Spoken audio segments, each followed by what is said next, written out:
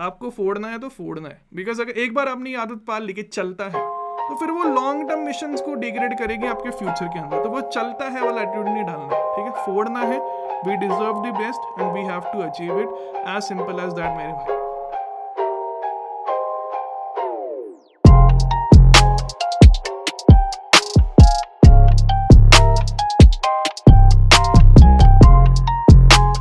Hello everyone, this is Sachin from IIT Bombay here. Video को start करने से पहले मैं बताना चाहता हूं कि मैं खुद ड्रॉपर रह चुका हूं जेई फोड़ने से पहले, जिसके बाद मैं आईआईटी बॉम्बे गया था जेई एडवांस 2016 के बाद।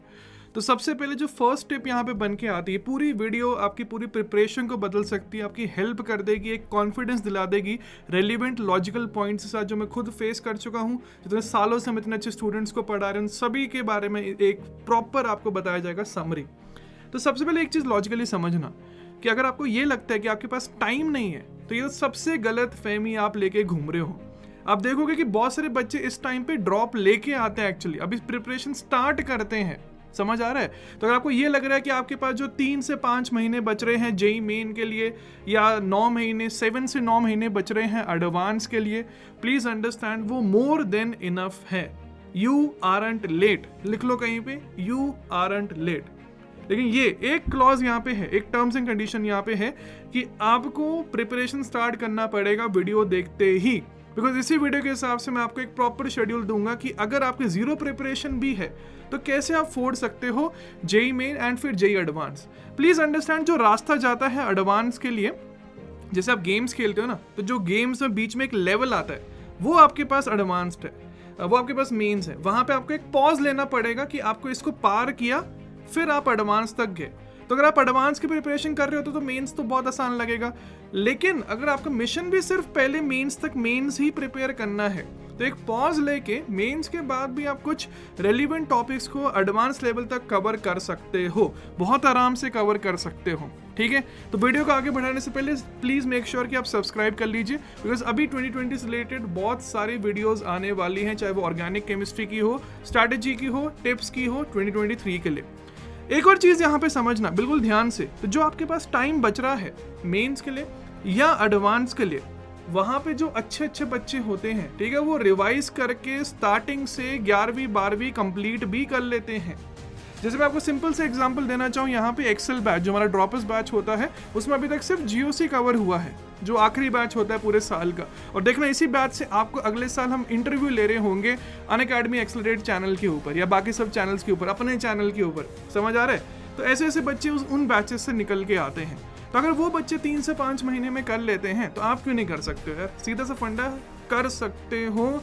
मेंस कोई हाईफाई एग्जामिनेशन नहीं है, एडवांस ले प्रिपरेशन चाहिए होती है, लेकिन आप पहला पड़ाव पार कर लो तो दूसरा पड़ाव भी आप आराम से पहुंच सकते हो। फिर सेकंड पॉइंट यहाँ पे बन के आता है कि भाई कौन से अटेम्प्ट के ऊपर हम फोकस करें। अगर आपका सिलेबस, वंस अगेन, अगर आपका सिलेबस जनवरी एंड या जनवरी मिड तक हो रहा है तो आप फर्स्ट अटेम्प्ट के ऊपर फोकस कर सकते हो। मेरा रिकमेंडेशन हमेशा फर्स्ट अटेम्प्ट में बेस्ट देने का है, बिकॉज जब सेकंड अटेम्प्ट होता है वहाँ पे बच्चा ऑलरेडी धोखा खा चुका होता है, तो वो और अच्छे तरीके से प्रिपरेशन करके आता है। बट एक और चीज़ यहाँ पे समझना, अगर आपका मिशन एडवांस्ड है तो फिर आपके लिए कोई मैटर नहीं करता, फर्स्ट फोड़ो सेकंड फोड़ो, फिर आपको कोई मतलब नहीं है, ठीक है। लेकिन अगर आपका मिशन जेई मेन है तो फिर आपको फर्स्ट अटेम्प्ट पे फोकस करना पड़ेगा। आपका मिशन रहना चाहिए कि मेंस में मेरे भाई 99 परसेंटाइल के ऊपर आना चाहिए, एंड एडवांस में जो आपका मिशन होना चाहिए कि 45 से 60% मार्क्स आने ही चाहिए हर मॉक टेस्ट या हर टेस्ट जो आप दे रहे हो। प्लीज अंडरस्टैंड, अगर आपका 99 परसेंटाइल आ गया, जैसे मैं आपको बताता हूँ, जो भी एडवांस में अच्छा करके आते हैं उनके जनरली मेंस में 98.5 परसेंटाइल के ऊपर ही रहता है। अब इसका मतलब ये नहीं है कि वो बहुत अच्छा बच्चा है, लेकिन एक चीज होती है मेंटल, जो मेंटल वहां पे जो कैपेबिलिटी है ना, जो उसको रिलीज करवाता है, जो प्रेशर। तो अगर आपके मेंस में 99+ परसेंटाइल आ गए, फिर आप जो एडवांस के लिए प्रिपरेशन करोगे वहां पे जो आपका प्रेशर होगा ना वो बहुत कम होगा, एंड वहां पे मेंटल हेल्थ बहुत मैटर करती है। अगर आपके 96 परसेंटाइल आए तो आप जब एडवांस के लिए प्रिपेयर कर रहे होंगे ना, तो आपको थोड़ी बहुत टेंशन रहेगी, यार अच्छा कॉलेज नहीं मिल रहा है मेंस के द्वारा। लेकिन जब आपका 99-98 परसेंटाइल आ गया तो आपको गारंटीड हो जाएगा कि यार अच्छी जगह हमें अच्छी ब्रांच मिल जाएगी, एटलीस्ट जेई मेन के अंदर।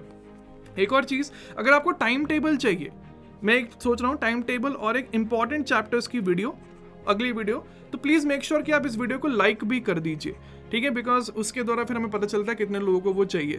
थर्ड पॉइंट जो यहाँ पे बन के आता है कि PYQs की इंपॉर्टेंस, आपको बुक्स तो करनी है, लेकिन जो एंड जो होता है ना, cherry on the top of the cake, या जो सोने पे जो सुहागा है मेरे भाई, वो आपके पास PYQs है। PYQs में हमेशा एक ही बुक से सॉल्व कराता हूँ, आप मेरे क्लास के बच्चों से पूछ सकते हो, उसके बारे में मैं आपको बताना चाहता हूँ। तो दिशा पब्लिकेशंस वालों की तरफ से, जैसे आपको पता है, बहुत पॉपुलर, इतने सालों से बल्कि मैं रिकमेंड कर रहा हूँ दिशा पब्लिकेशंस को, आप पुरानी वीडियो में देख सकते हो। तो ये हमारे पास है 120 JEE main chemistry, maths and physics. Since मैं केमिस्ट्री के टीचर हूँ तो मैं आपको केमिस्ट्री वाला बुक दिखा रहा हूँ, लेकिन आपके पास पूरा कॉम्बो का लिंक आपको मिल जाएगा डिस्क्रिप्शन के अंदर। इस वाली बुक की खासियत क्या है कि आपको यहाँ पे ऑनलाइन पेपर्स भी मिलते हैं, दैट इज 2012 से 2022, सिर्फ 21-22 नहीं, 2012 से 2022, एंड साथ में ऑफलाइन 2018 से लेके 2002, मतलब 2002 से 2018 तक के पेपर्स आपको मिलते हैं, दैट इज चैप्टर वाइज। अब यहाँ पे इस बुक की जो सबसे फेवरेट बात मुझे लगती है पर्सनली, वो है कि सब टॉपिक्स में भी वहाँ पे डिस्ट्रीब्यूशन है। जैसे फॉर एग्जांपल मैं बात करता हूँ यहाँ पे रिडॉक्स रिएक्शन चैप्टर, तो आपको दिख रहा है टॉपिक 1 ऑक्सीडेशन रिडक्शन, फिर ऑक्सीडेशन, फिर disproportionation and balancing of redox, and फिर electrode potential and OR and RA। तो यहाँ पे आपको समझ आ रहा है, तो चैप्टर वाइज भी आपको डिस्ट्रीब्यूशन मिलेगा। यही बात तो मुझे सबसे ज्यादा पसंद है इस बुक के बारे में कि चैप्टर वाइज, टॉपिक वाइज सब डिस्ट्रीब्यूशन है। फिर उसके बाद आपको पता है कि ये जो बुक है वो सिर्फ मेंस वालों के लिए नहीं बल्कि एडवांस वालों के लिए भी हेल्पफुल है। इसके ऊपर ऑफर चल रहा है, तो प्लीज मेक श्योर कि आप डिस्क्रिप्शन में जल्दी से बाय कर लेना, बिकॉज आपको पता ही जैसे जैसे एग्जाम पास आता है, डिमांड राइज करती है, तो वहाँ पे प्राइसेस भी बढ़ जाते हैं, इसलिए मेक श्योर कि आप जल्दी से परचेज कर लीजिए। यहाँ पे आपको मैं बताता हूँ कि डिटेल्ड सॉल्यूशंस भी उपलब्ध है। अब मैं दिशा ही क्यों रिकमेंड करता हूँ, बिकॉज ये एरर फ्री रहती है, ठीक है। इतने सालों से मैं रिकमेंड कर रहा हूँ, 2016 से मैं बता रहा हूँ, अपने प्रिपरेशन के टाइम पे खुद यूज़ कर चुका हूँ इन बुक्स को, ठीक है। तो मुझे पर्सनली पता है कि ये बुक्स कितनी शानदार होती हैं, जहाँ पे आपको सॉल्यूशन भी प्रोवाइड किए जाते हैं। तो PYQs से इंपॉर्टेंट कोई भी चीज़ नहीं होती है, जैसे कि मैं आपको 1000 बार बता चुका हूँ।